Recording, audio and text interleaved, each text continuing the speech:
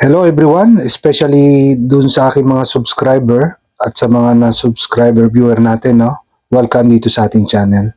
So nais ko sanang ibahagi sa inyo ang isang video na ito na regarding sa isang digital console o sound console, okay? Yung soundboard or audio mixer, okay?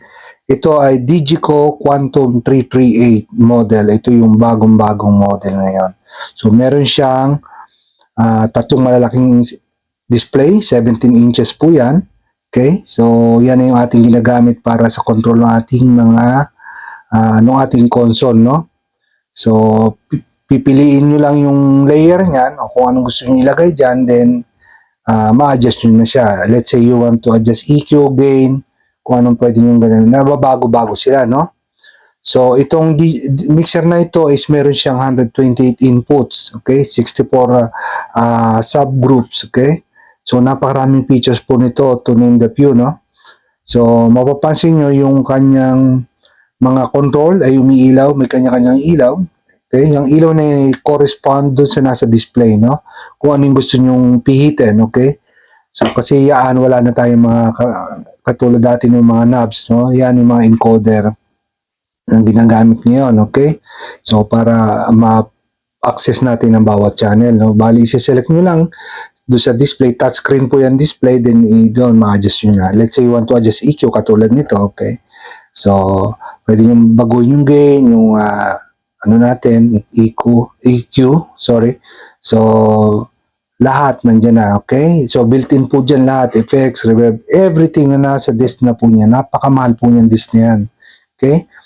Itong mixer na to nagkakalaga to ng 8 to 10 million siguro sa Pilipinas. Okay, sa atin yan sa Pilipinas.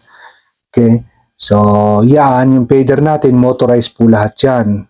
Okay, so programmable. Kada change yung layer, pag press nyo sa mga button na yan, magbabago siya ng position yung fader, depende sa setting, okay, ng layer. Okay, so naisipan ko lang yan ibahagi sa inyo. So, although hindi ako ang gumagamit ng equipment na ito dahil ako isang lighting engineer, lighting technician, isang ibang department ko. Okay, sa lighting and video ako in charge. Okay, so ako yung nagpo-program ng mga ilaw at video. Siya naman, itong gear na to is para sa sounds. Okay, so dito kasi sa pinagtatrabaho ko, yan yung mga ginagamit, mga dekalibre, okay, high-end equipment. Okay, kasi ang mga client natin, mga manonood natin is foreigner. Okay? So, kailangan natin ng maayos na gear, okay, para makapag-deliver tayo ng mga ayos na show, okay? Unforgettable show sa ating mga manonood, okay? So, sa mga nagtatanong, di ba nagre-repair ka po? Okay, dati po akong technician. So, sa ngayon, hanggang ngayon, technician pa rin naman ako dahil yan ay by heart, yan naman ang trabaho ko. By profession, yan ang talagang trabaho ko, is medyo mahina ngayon yung repair, no? Tsaka, wala tayong anong ginagawa. So, ito muna ating pinagkakabalansa ngayon. Okay?